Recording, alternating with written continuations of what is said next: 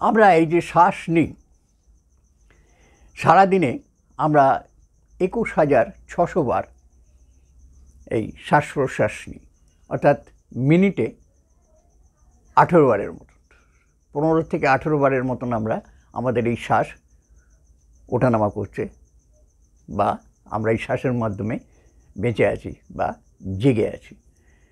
তো এই 21,600 বার এর কাজ হলো, এই যে বলা হয়, এই যে কোনো শাস্ত্রেই বলুন না কেন, সব শাস্ত্রেই বলা হয়েছে এই শ্বাসকেই বলা হয়েছে প্রাণ। এই প্রাণ কেন বলা হচ্ছে না, এই না থাকলে আমরা বেঁচে নেই, এর অবর্তমানে আমরা আমাদের মৃত্যু হয় আর কি। তা মৃত্যু হয়, তখন আমরা যেই মৃত্যু হলে তখন এই শরীরটা একটা জড় পদার্থ ছাড়া কিছু নয়। পঞ্চভূতের ভিডিওগুলো দেখেছেন নিশ্চয়ই, সেখানে বলা আছে যে প্রত্যেকটা এই 5টা ভূতের সঙ্গে আমরা যুক্ত। যে কোনো একটার অভাব হলে আমরা জীবন ধারণ করতে পারবো না ঠিক মতো।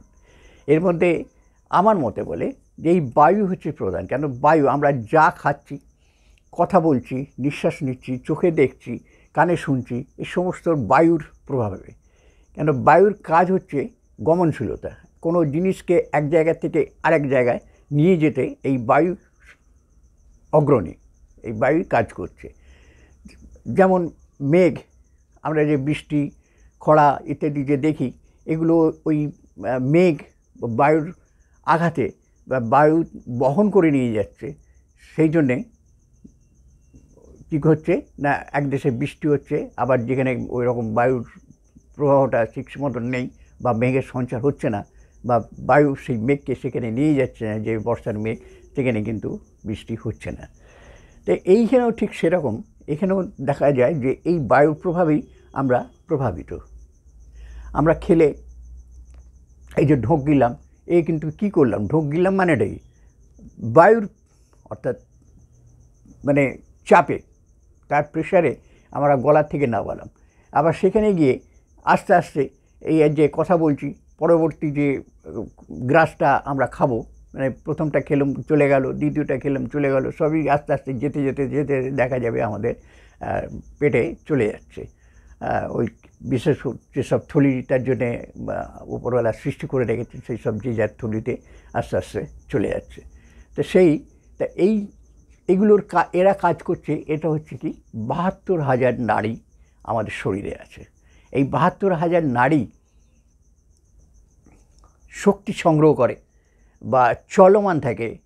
চলমান বলবো, তার সঙ্গে সুযোগ করতে হবে, মানে সুচলমান থাকে এই বায়ুর প্রভাবের দ্বারা। এই বায়ুর প্রভাব যদি আমাদের কম বা বেশি হয়, তাতে কি হয় না, আমাদের জীবনচক্র পাল্টে যায়। আমরা যদি খুব ঘন ঘন শ্বাস নিই, তাতে দেখা যায় যে আমাদের নানা রকম কষ্ট হয় শরীরে। আবার যদি খুব হালকাভাবে বা বায়ুরুদ্ধ জায়গায় যদি আমরা দেখি, তাহলেও দেখব যে সেখানেও আমাদের নানা রকম কষ্টর শিকার হই আমরা। তো সুতরাং এইটাকে নিয়ন্ত্রণ করার ব্যাপার। আমরা শাস্ত্রগুলোতে দেখি যে প্রাণীর বা জীবের শ্বাস মিনিটে, আমাদের মানুষের ক্ষেত্রে বলুন 15 থেকে 18 মিনিট, এই 18 বার আমরা শ্বাস প্রশ্বাস নিই, 21,600 বার। 21,600 বারকে আমরা সারাদিনে 24 ঘন্টায়, অর্থাৎ সূর্যোদয় থেকে সূর্যাস্ত পর্যন্ত, এটাই হচ্ছে আমাদের ভারতীয় শাস্ত্র মতে বা সনাতন মতে, যাই বলুন না কেন, এটাই আমরা সূর্যোদয় এবং সূর্যাস্ত হিসেবে, মানে এক সূর্যাস্ত থেকে আরেক সূর্যাস্ত বা এক সূর্যোদয় থেকে আরেক সূর্যোদয় পর্যন্ত, এই হচ্ছে 24 ঘন্টায় একটা দিন। তার মানে সূর্য উঠলো পূর্ব দিকে, আমার আঙুলটা পূর্ব দিকেই আছে, কিন্তু পূর্ব দিকে আস্তে আস্তে গিয়ে পশ্চিম দিকে গেল, পশ্চিম দিকে সে ডুবে গেল বা অস্ত গেল, তা নয়। আমাদের পৃথিবী ঘূর্ণনের ফলে কী হচ্ছে, সে ঘুরে আবার সেই পূর্ব দিকে উঠছে। অর্থাৎ এইখান থেকে শুরু করে এই 360 ডিগ্রি ঘুরে যখন এইদিকে আসছে, তখনই এইটাকেই, এই যে চক্রটাকে সে মেনটেন করছে, মানে ঠিকঠাকভাবে চলছে নিজের গতিতে, নিজের পথে। এইখানেই হচ্ছে একটা দিন 24 ঘন্টা। তেমনি দেখবেন, আপনি লক্ষ্য করবেন, এই শ্বাস কোনো সময় আপনার বাঁদিকে একটু জোরে একটু নেবেন, তাহলে দেখতে পাবেন যে একদিকে প্রবাহমানটা বেশি, কোনো সময় দেখবেন বাঁদিকে বেশি চলছে, আবার কোনো সময় দেখবেন ডান দিকে বেশি চলছে। আমি সেলফিতে আছি, সুতরাং আমার ডায়নামো, আমি মুখে যা বলছি ডায়নামো সেটাই আপনারা অনুসরণ করবেন, মানে ফলো করবেন, আর এটা সেলফিতে বলছি। সুতরাং এটুকুন মনে রেখে আপনারা ওই ডায়নামাটাকে বুঝবেন। আমার ডান দিকে এইটা, বাঁ দিকে এইটা, যেহেতু আমি সেলফিতে আছি। এখন এই মাধ্যমে যে শ্বাস নিচ্ছি আমরা 21,600 বার, এইটাকে যত আমরা নিয়ন্ত্রণ করতে পারবো, আমরা জানি যেসব প্রাণী যত কম শ্বাস নেয় তার জীবনচক্র তত বেশি, মানে বেঁচে থাকে তারা বেশি দিন। এরকম কেউ হয়তো দেখা যাচ্ছে যে মিনিটে আমরা যেমন 18 বার নেই, কারো কোনো প্রাণী আছে তারা 30 বার নেয়, কেউ 28 বার নেয়, কেউ 25 বার নেয়। এগুলো সব আমার ভিডিও কিন্তু ওই শ্বাসযোগ দর্শনে সব দেয়া আছে, ওইগুলো অবশ্যই দেখবেন। একদম হাত জোর করে আপনাদের কাছে আমি অনুরোধ করছি, নিচে ভিডিওগুলো দেখবেন, শ্বাসযোগ দর্শন বলে আছে। এছাড়া শ্বাসযোগ নিয়ে সব ভিডিও দেওয়া আছে, বেশিরভাগই রাস দেওয়া আছে, শ্রীক্ষেত্র দেওয়া আছে, সবই ষড়যোগের। শ্রীক্ষেত্র আপনার যে রথ দেখতে যাচ্ছি ব্যাপারটা না, এইটাই রথ, এই শরীরটাই আমাদের রথ, এটাকেই পরিচালন করছে কে? এই শ্বাস, এই প্রাণ, এই কৃষ্ণ, এই হচ্ছে ব্যাপার। এগুলো বুঝতে হবে। তো যত আমরা এই শ্বাসটাকে কমাতে পারবো, শুধু নেওয়াটা কমানো ব্যাপার নয়। 18 বার থেকে আমি হয়তো চেষ্টা করতে করতে করতে করতে 12 বার 10 বারে, হয়তো মিনিটে 10 বারে আনতে, যত কমে আনতে পারবেন। এটা কিন্তু আমরা যেটাকে এখনকার দিনে নানা রকম যে জিনিস আমরা কিনলে আমরা আগে খোঁজ করি যে এটা এক্সপায়ারি ডেট কীরকম। তা আমাদের যে আমাদের উপর থেকে মানে যিনি আমাদের পাঠিয়েছেন প্রডিউসার আর কি, বা প্রোডাক্টার যাই বলি না কেন, তা ভগবান ক্রিয়েটার, তা সেই হিসেবে তিনি যেভাবে আমাদের পাঠিয়েছেন, আমাদের একটা নির্দিষ্ট সময়সীমা আছে, যে অর্থাৎ এক্সপায়ারিং ডেট যাকে বলে, আমরা সেটাকে একটু বাড়াতে পারি।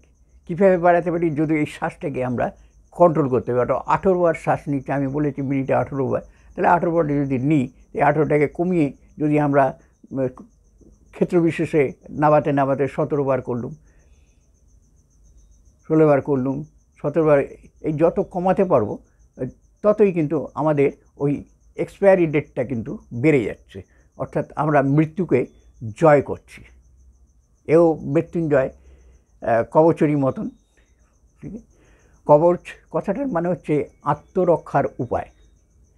যে বলয়ের মধ্যে থেকে আমি আত্মরক্ষা করতে পারবো নিজেকে, সেটাকেই কবচ বলা হয়। সুতরাং এও হচ্ছে সেই মৃত্যুঞ্জয়, এবং সবচেয়ে উন্নত মানের এবং সবচেয়ে শ্রেষ্ঠ।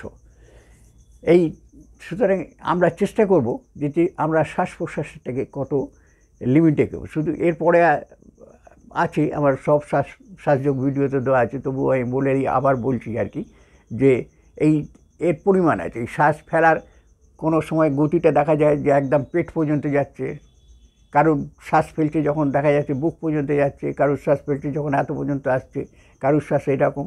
এই শ্বাসের গতি যত আমরা ছোট করতে পারবো, দেখো আমি এখন শ্বাস নিচ্ছি, আমার কিন্তু ঠিক আঙুলের ডগাতেও লাগছে না। সুতরাং এই জায়গাগুলোকে কন্ট্রোল করতে হবে। যতটা কন্ট্রোল করতে পারবেন ততই কিন্তু আপনার শরীরের কী বলবে এনার্জি, কাজ করার ক্ষমতা, মনের মানে দেহ এবং মনের যে ভারসাম্য, যাকে বাংলা কথায় ব্যালেন্স বলে আর কি। সুতরাং এই ভারসাম্যটা, ব্যালেন্সটা বজায় রাখে। এই যত ভারসাম্য বজায় থাকবে দেহ এবং মনের সঙ্গে, ততই কিন্তু আমাদের স্বাস্থ্য, মানসিক স্বাস্থ্য, শারীরিক স্বাস্থ্য সুন্দরভাবে থাকবে, এবং আমরা প্রতি কাজে সফল হতে পারবো।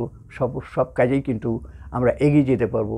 আমাদের মধ্যে আলস্যভাব থাকবে না, আমরা কিন্তু কর্মযোগী হতে পারবো।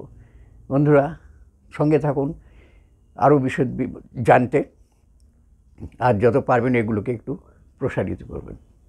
সঙ্গে থাকবেন, সঙ্গে রাখবেন। নমস্কার।